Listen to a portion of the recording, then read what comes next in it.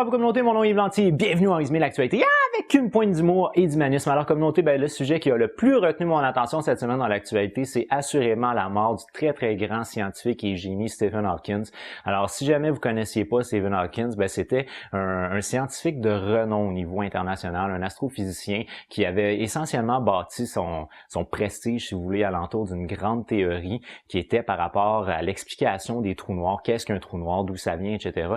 Et lui, il amenait quelque chose qui était complètement nouveau à l'époque, c'est-à-dire que les trous noirs n'étaient pas uniquement, selon lui, quelque chose qui absorbait la matière, c'était quelque chose également dont émanaient des ondes. Et ça, c'était révolutionnaire pour l'époque. En gros, ce qui arrivait, c'est qu'il venait de mélanger la mécanique quantique avec la relativité générale d'Albert Einstein. Et ça, c'est vraiment ce que l'on croit aujourd'hui, c'est que si on réussit un jour à créer une théorie qui réunirait à la fois la mécanique quantique qui explique l'infiniment petit et la relativité générale qui explique l'infiniment grand, si on réussit à créer une théorie qui unit les deux, on viendrait de créer une théorie universelle. Et ça, franchement, si c'était fait, ça serait la plus grande découverte qu'on aurait, bon, du moins pour le moment, de l'histoire de l'humanité. Alors, Stephen Hawking a travaillé vraiment très fort pour essayer de réunir ces deux grandes théories-là. Malheureusement, il n'aura jamais réussi à faire le lien très particulier entre les deux. L'homme était atteint de la sclérose latérale amyotrophique ou ce qu'on appelle aussi le Lou Gehrig. Donc, si jamais vous vous rappelez pas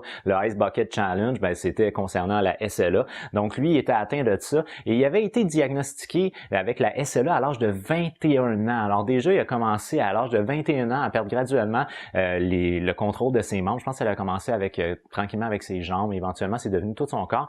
Et cet homme-là, qui a été complètement détruit physiquement par la maladie, n'a jamais perdu son esprit critique et tout son génie. Et ça, je pense que pour ça, ça a été toute une image au niveau international de bravoure, également de dévouement. Stephen Hawking était vraiment très reconnu pour être un homme qui aimait la population, il aimait les gens. Alors, malgré le fait qu'il avait fait une sévère dépression au moment qu'il avait appris sa maladie, il a décidé à partir d'un certain moment de pas se laisser influencer par les difficultés physiques et continuer à travailler sur son travail qui lui a permis éventuellement de devenir l'homme le plus respecté au monde, ou du moins l'un des hommes les plus respectés au monde. C'était un homme qui adorait rire, il aimait ça faire des blagues, entre autres on l'avait déjà vu dans une sitcom qui s'appelle The Big Bang Theory, on l'avait également vu en l'pesanteur, ça c'était vraiment, c'était drôle, mais bon en même temps c'est pas vraiment drôle parce que c'est sa condition physique. Alors c'est un homme qui a également déjà fait un ouvrage de vulgarisation de plusieurs grandes théories, dont entre autres pour expliquer les trous noirs, mais également la théorie des cordes que moi je comprends sweet fuck all,